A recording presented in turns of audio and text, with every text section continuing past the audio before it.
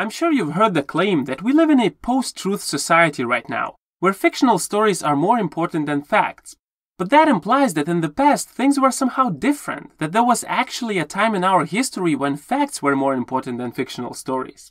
But I would argue that the moment when fictional stories became more important than facts is the moment when the history of our species began, and the importance of fictional stories never ceased to increase from that moment on.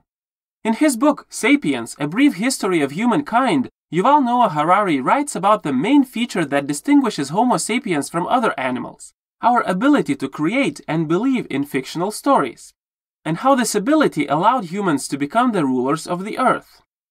We like to believe that there is something special about us personally, that we rule the world because we are superior to other animals on the individual level. That, however, is not true. On the individual level, we are very similar to other mammals, and our survival skills are, if anything, inferior to most of the other animals. Almost any human being left alone in the wilderness would have worse chances of surviving than, let's say, a wolf or a monkey would have. Our superiority to other animals comes from our ability to cooperate in very large numbers, and we do that by believing in the same fictional stories. You would never convince a monkey to give you a banana by offering him a dollar bill, because monkeys do not believe in fiction, they believe in facts. And the fact is that banana is worth something, because it is nutritious and you can eat it. A dollar bill, on the other hand, is just a worthless piece of paper. You can neither eat it nor drink it, you cannot build a shelter with it, and it does not protect you from predators. And yet, you can go to a store, give that worthless piece of paper to a complete stranger, and get something of value in return. You can do that because both you and that stranger believe that money has value. And if enough people believe in that fictional story, that money has value, it becomes more important than the fact that it is actually worthless. And people believe in so many fictional stories that our fictional reality became much more important to us than the underlying truths. We believe in nations, corporations, religions, judicial systems, political movements, human rights, and many, many more fictional stories that has more impact on us than many aspects of actual physical reality, even though none of those fictional stories exist outside of our collective imagination. Let's take Toyota as an example. Toyota Corporation is the world's second biggest automobile manufacturer that has more than 300,000 employees worldwide and produces more than 10 million vehicles per year. But what is Toyota Corporation exactly? It is obviously not the products that the company produces, since we could destroy every single vehicle that Toyota has ever produced, and the company would stay intact and would continue producing the vehicles as it did before. And it's not the employees either, since if all of them died, Toyota could hire new employees and continue business as usual. If all of the factories and offices were destroyed, Toyota could build new ones. Destruction of any or all of the physical aspects of Toyota Corporation would not make it disappear.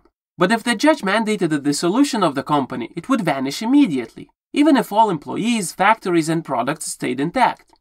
The existence of Toyota Corporation does not rely on physical reality, because Toyota is not real. It is a part of a fictional story about corporations that allows us to cooperate in much more effective and flexible ways than any animals could. We have these stories not because they are true facts about our reality, but because they allow complete strangers to cooperate without knowing much else about each other except for the fact that they believe in the same stories. Two Christians who have never met each other can nevertheless go on a crusade or build a church, because they believe in the same stories about God. Two Serbs who have never met each other can risk their lives for one another because they believe in the same stories about Serbian nation and Serbian homeland.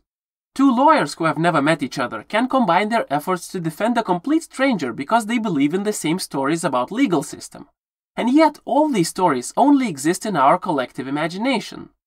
But even though these stories are not real, they have greater impact on our lives than many actual facts about reality. The fact that we have more than enough food for every single person living on this earth does not stop people from starving. And the fact that there are millions of empty houses does not stop people from being homeless. The reasons why these people starve or freeze are not based on factual reality, like lack of resources or lack of physical access to these resources. The reasons are based on fictional stories that we've created, like money and politics.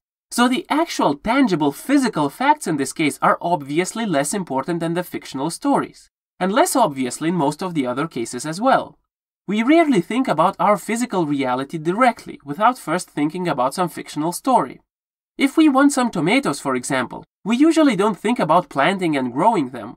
We go to work, press some buttons, get some paper, go to the store, give that paper to some stranger and get tomatoes. So it is kind of hypocritical to complain about someone giving more importance to the fictional stories than to the real facts, when all human beings do that.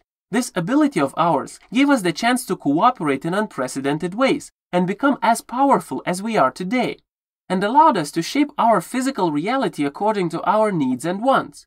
The problem is not that some people give more importance to fictional stories than to the real facts. The problem is that some people choose to believe in dysfunctional or outdated stories instead of improving them or shifting their attention to better ones.